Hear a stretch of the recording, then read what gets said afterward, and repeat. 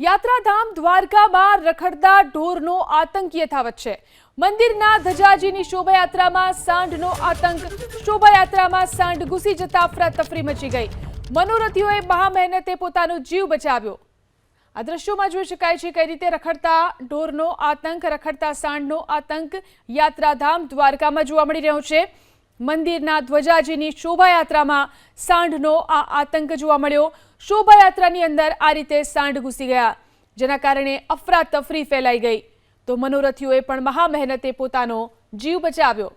મંદિરના ધજાજીની શોભાયાત્રામાં સાંઢનો આતંક। શોભાયાત્રામાં સાંઢ ઘૂસી જતા અફરાતફરી મચી ગઈ।